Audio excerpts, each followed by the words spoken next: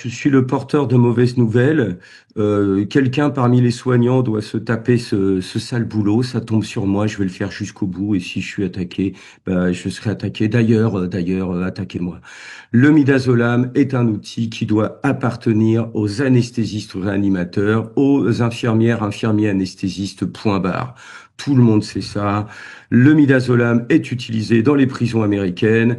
Vous cherchez, vous faites vos recherches, chers amis médecins et infirmières de soins palliatifs horrifiés qui m'écoutez, sachant que c'est pas tout le monde dans les soins palliatifs, mais les utilisateurs du midazolam.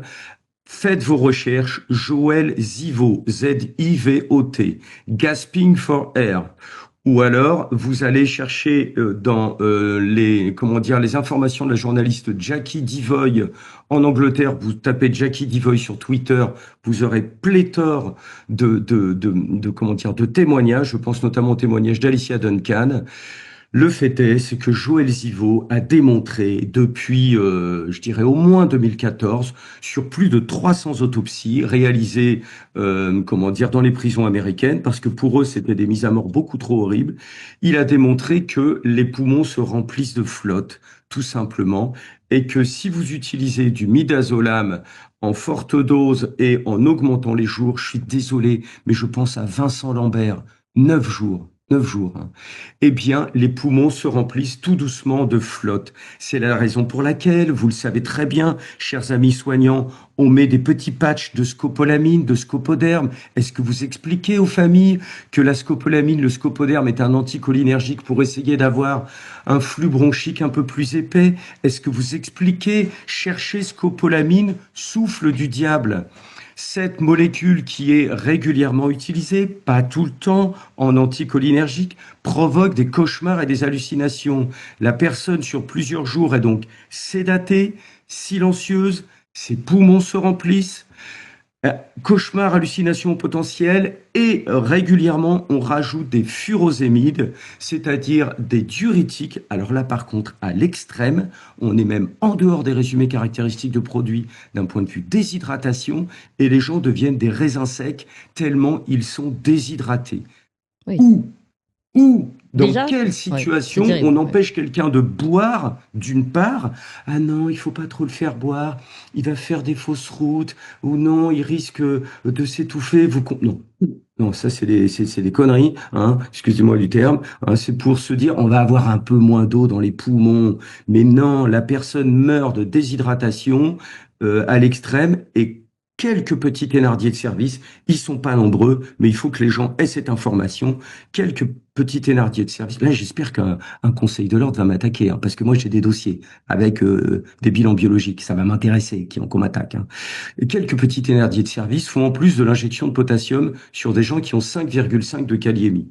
Le potassium, c'est bon, c'est bien, c'est important d'en avoir. Les médecins savent utiliser le potassium et ça se passe très bien. Mais quand on injecte du potassium au-delà de 5,5 millimol par litre de kaliémie, ça tue la personne. Ça tue la personne. Voilà ce qui se pratique parce que vous avez en fait deux phases pour la mise à mort. Soit de la mise à mort qui s'étale sur plusieurs jours et les gens vont faire des œdèmes pulmonaires, soit de la mise à mort rapide et les gens vont mourir sur collapsus cardio-respiratoire. Un collapsus, c'est une dépression du cœur et des poumons. Moi, j'attends le médecin qui va prendre une feuille blanche, qui va mettre son nom, son prénom, qui va signer et qui dira: j'affirme que la mort par collapsus cardio-respiratoire est indolore. J'attends le médecin qui va m'écrire ça.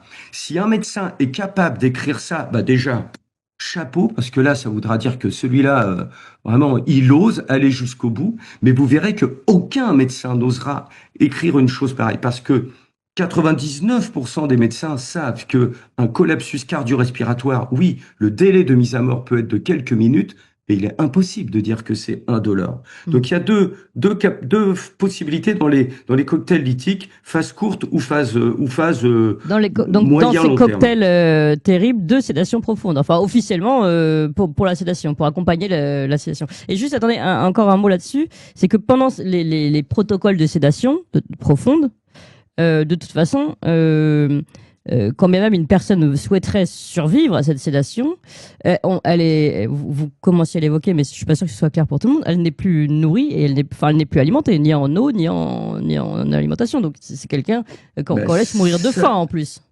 ça, c'est les recommandations de la SFAP. Alors après, chaque service de soins palliatifs adapte. Tous les soins palliatifs sont différents de par leur histoire, de par leur parcours, de par les humains qui sont dedans et de par ceux qui lisent à la lettre les recommandations de la SFAP. Faut bien se rappeler, Madame Fourcade, qui est anti-euthanasie, nous on a les captures d'écran sur Twitter, la SFAP disait les injections au Rivotril ne sont pas de l'euthanasie. Ah oui. Est-ce que vous pouvez dire un mot sur le Hein. Rivotril, justement, parce que ça nous fait penser au phénomène des injections au Rivotril qui se sont notamment énormément multipliées pendant la période du Covid dans les EHPAD, chez les personnes donc, Le qui étaient Rivot- atteintes pardon, de difficultés respiratoires sans doute aiguisées par la maladie, ou pas d'ailleurs, mais en tout cas, la solution donnée par le gouvernement, c'était le Rivotril. Alors expliquez-nous ce que c'est. Rappelez-nous. Oui, le Rivotril est un bon outil, c'est utilisé en tant qu'antiépileptique, c'est un benzodiazépine. Et pourquoi est-ce qu'il y a eu un décret 28 mars 2020 pour utiliser du Rivotril? C'est tout simplement parce que tous les stocks de midazolam avaient été récupérés par le monde anglo-saxon. Pierre Chaillot a particulièrement bien développé, démontré tout cela. Mm. Et sur la boîte, dans les résumés caractéristiques de produits, un benzodiazépine, quand vous le mettez à quelqu'un en insuffisance respiratoire, ça le tue. Point barre. Il y a donc une intentionnalité. Je suis désolé, de par l'article 122.4, les gens doivent comprendre que leurs petits vieux en EHPAD ont été tués. Pour tuer quelqu'un, dans le cadre de l'article 122.4 du Code pénal, il faut 3 paramètres. Il faut qu'il y ait un outil, du matériel, une organisation. Il faut qu'il y ait une prescription et il faut que ce soit sur un humain vivant autre que soi-même, sinon ça s'appelle un suicide.